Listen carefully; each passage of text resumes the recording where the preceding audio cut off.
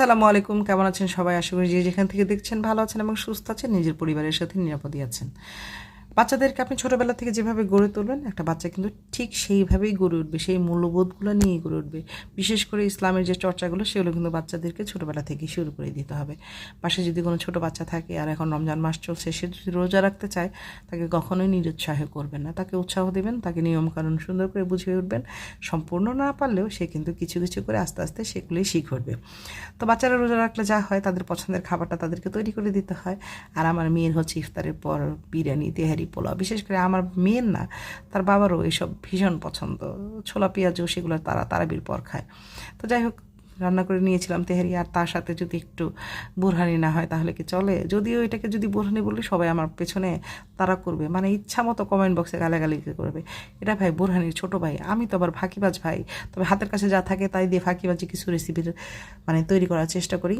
আজকেও তার ব্যতিক্রম না, একটা ফাঁকিবাজি বোরহানি আপনাদের সাথে শেয়ার করার জন্য চলে আসছি। তো এখানে দেখতে পেলেন আছে ধনিয়া পাতা, পুদিনা পাতা আর দুটো কাঁচামরিচ। এগুলো কিন্তু ভালো করে ধুয়ে পানি ঝরিয়ে নিতে হবে। তারপরে দিয়ে দিয়েছি এখানে এক মোট পরিমাণ ধনিয়া পাতা এবং পুদিনা পাতা নিয়েছি, সমপরিমাণ নিতে হবে মোট কথা। তারপরে দিয়ে দিয়েছি ওই যে কাঁচামরিচ ধরে, তারপর সামান্য একটু পানি দিয়ে এটাকে ভালো করে ব্লেন্ড করে সুন্দর করে ছেঁকে নিতে হবে, যে যেন কোনো যে এরকম আশ্বাস না থাকে। এটাকে ভালো করে চিপড়ে সবগুলো রসটুকু আপনার নিয়ে নিতে হবে। তারপরে শুরু হবে যে ফাঁকিবাজি বোরহানি বা বোরহানি লাইট, যাই বলেন না কেন। মোট কথা দুধের স্বাদ ঘুলে মেটাবো, কিন্তু ঘোলটা যদি মজা হয় তাতে তো অসুবিধা নাই, তাই না? এখানে আমি প্রায় হচ্ছে 1.5 কাপ পরিমাণ টক দই নিয়ে নিয়েছি। এখানে আমি প্রায় 4 কাপ পরিমাণ পানি দিয়ে বানাবো, তো মানে 4 গ্লাস বানাবো ছোটো গ্লাসের, এই জন্য আমি এখানে 1.5 কাপ পরিমাণ টক দই নিয়েছি। আর এটা খুব বেশি ঘন হবে না।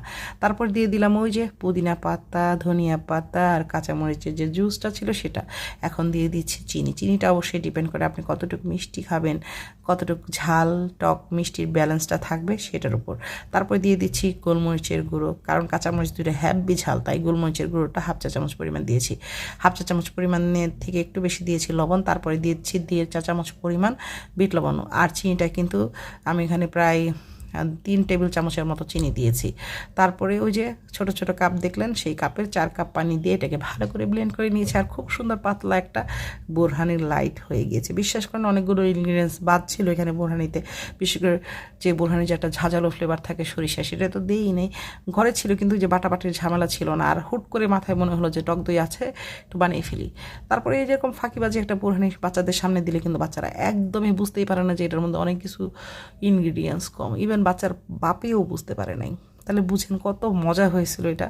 রেসিপি ভালো লেগে থাকলে অবশ্যই লাইক কমেন্ট ও শেয়ার করতে ভুলবেন না। আর বাসায় যদি টক দই, পুদিনা পাতা, ধনিয়া পাতা, কাঁচামরিচ থাকে, চট করে বানিয়ে পট করে ইফতারের পর খেয়ে ফেলবেন।